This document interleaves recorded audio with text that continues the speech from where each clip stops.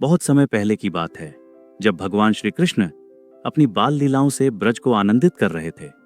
गोकुल में हर ओर गायों का समूह, लहलहाते खेत और गोवर्धन पर्वत की हरी भरी छांव थी। एक दिन दीपावली के ठीक बाद बाल कृष्ण ने देखा कि सारे ब्रजवासी उनकी मैया यशोदा समेत तरह तरह के उत्तम पकवान, जिन्हें बाद में अन्नकूट कहा गया, बना रहे हैं और एक विशाल पूजा की तैयारी में जुटे हैं। गोपाल ने अपनी भोली आंखों से मैया को देखा और पूछा, मैया, ये कौन सा उत्सव है और ये पकवान किसके लिए हैं? मैया यशोदा प्यार से मुस्कुराईं, लल्ला, यह देवराज इंद्र की पूजा है।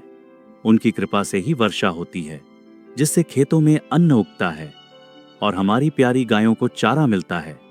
इसीलिए हम उन्हें प्रसन्न करने के लिए अन्नकूट तैयार कर रहे हैं।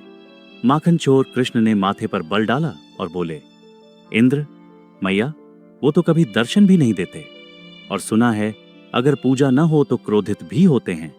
हमें तो उनकी पूजा करनी चाहिए जो वास्तव में हमें सहारा देते हैं। और वो कौन है मेरे कन्हैया? मैया ने पूछा।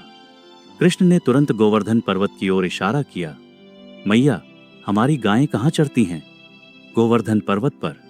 वहीं के पेड़ पौधों से ही बादलों को जल मिलता है। हमें अन्न और गौधन देने वाले तो साक्षात ये पर्वत और हमारी गौ माता हैं। इंद्र तो अहंकारी हैं, हमें उनकी नहीं बल्कि इस पूजनीय गोवर्धन की पूजा करनी चाहिए। श्री कृष्ण के तर्क में इतना बल और सत्य था कि ब्रजवासियों ने तत्काल निश्चय किया। वे मनमोहक कृष्ण की बातों में आ गए और इंद्र की बजाय गोवर्धन पर्वत की पूजा की तैयारी में जुट गए। गांव वालों ने गाय के गोबर से पर्वत की सुंदर आकृति बनाई, उसे फूलों से सजाया और फिर श्रद्धापूर्वक सभी पकवानों का भोग गोवर्धन पर्वत को लगाया।